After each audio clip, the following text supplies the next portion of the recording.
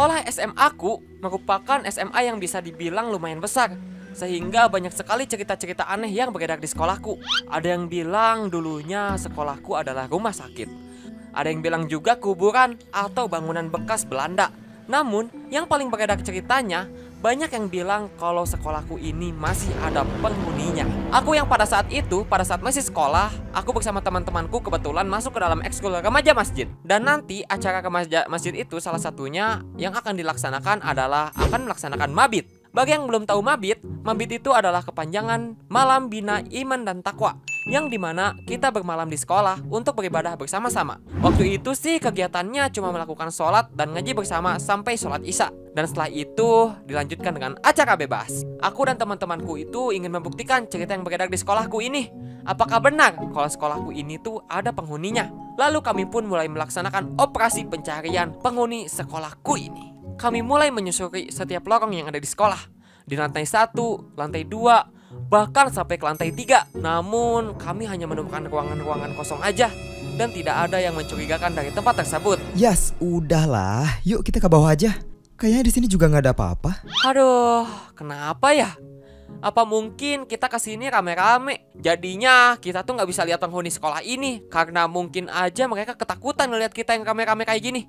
Nah, bisa jadi tuh. Sekarang daripada gini, mending kita main bola aja di lapangan. Ya, dan akhirnya bukan cari hal misterius ini, kita malah jadi main bola di lapangan sekolah. Dan asal kalian tahu aja ya, pada saat itu tuh kami tuh bermain bola sampai jam 1 pagi. Dan ya setelah main itu kita tuh kecapean dan tidur di satu ruangan kelas, karena besoknya kami tuh harus bangun untuk mandi di sekolah. Nah, soalnya pelajaran sekolah tuh bakalan ada di esok hari. Jadi jangan sampai kita semua itu kesiangan. Kalau misalkan kesiangan, nanti kita bakalan dimalu-maluin sama siswa-siswa yang enggak mabit di sekolah. Keesokan paginya, alhamdulillah, kami tuh bisa siap-siap sebelum siswa-siswa yang lain tuh masuk sekolah. Tapi itu masih ngantuk banget sih, by the way. Dikarenakan kemarin semua anggota remaja masjid itu bermain bola sampai jam 1 pagi. Jadi di kelas tuh kami tuh lesu banget karena masih kecapean. Dan kami juga nggak konsentrasi belajarnya karena saking capeknya itu loh. Bel istirahat pun berbunyi. Aku sih berencana di waktu jam istirahat ini tuh untuk tidur sejenak, karena kebetulan aku masih capek. Tiba-tiba ada teman kelasku yang berteriak kalau misalkan di luar ada adik kelas yang kesurupan. Hey, what? Itu, kok bisa sih? Di situ aku kaget banget dan langsung pergi keluar karena penasaran banget. Dan ternyata benar, aku melihat di situ ada siswa yang bertingkah laku aneh, layaknya seseorang yang seperti kesurupan. Rian, kita bisa ngatasin masalah ini gak ya? Alah, tenang aja. Aku pernah kok waktu SMP ngeliat kejadian kayak gini juga. Lah, terus caranya digimanain? Kita baca ayat kursi aja sambil dipegangin kepalanya. Semoga aja bisa. Oke. Tapi aku takut nih. Belum pernah lihat kejadian kayak gini soalnya. Udahlah, tenang aja. Biar aku yang urusin masalah ini. Yakin nih? Kamu lihat dari sini aja. Akhirnya Rian berjalan mendekati orang yang kesurupan tersebut, lalu mulai memegang kepala orang yang kesurupan itu. Tapi pada saat tangan Rian mau memegang kepala orang tersebut, tiba-tiba orang yang kesurupan itu menahan tangan Kak Rian, dan mendadak seketika Rian juga mendadak jadi kesurupan, woi. Astagfirullahaladzim.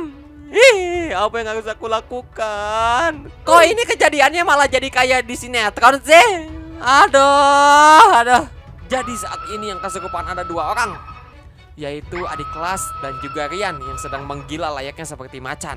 Tapi untungnya kejadian itu tidak berlangsung lama, dikarenakan setelah itu datanglah guru agama dan langsung memadamkan situasi ini. Aku juga nggak tahu sih gimana caranya beliau menenangkan situasi ini. Tapi alhamdulillah deh kalau misalkan kejadian ini tuh udah selesai. Saat Rian udah sadar, dia mendatangiku. Dan konyolnya aku masih tertawa terbahak-bahak pada saat itu. Pada saat Rian udah selesai kesurupannya, aku tuh masih keinget gitu tingkah laku konyol Rian di kepalaku. Nah pada saat itu tuh Rian tuh aneh, kenapa sih aku ketawa terbahak-bahak gini. Dia akhirnya nanya, Yas kenapa sih kamu tuh sampai ketawa kayak gini. Dan akhirnya aku pun menceritakan kejadian yang sebenarnya. Dan ya, Rian terdiam dan tak percaya kejadian ini pernah terjadi kepadanya. Aduh, ada-ada aja dah kejadian ini. Gimana nih kalau misalkan sekolah kalian? Apakah pernah sekolah kalian ada kejadian kesurupan kayak gini? komen di bawah ya. Halo teman-teman, terima kasih yang telah menonton video ini. Ya sebenarnya video ini tuh emang beneran terjadi kejadiannya, cuma yang aku ubah di sini tuh ya karakter-karakternya yang ada di sini. Sebenarnya Kak Rian itu nggak satu sekolah sama aku. Di sini aku cuma ngambil Kak Rian tuh dikarenakan ya Kak Rian tuh sering kesurupan ceritanya di Minecraft Hardcore. Jadi aku undang dia ke sini. Ya gitu.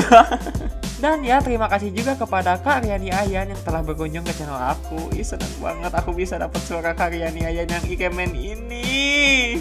Oke, terima kasih yang telah menonton. Akhirul kalam, billahi taufiq wal hidayah. Wassalamualaikum warahmatullahi wabarakatuh.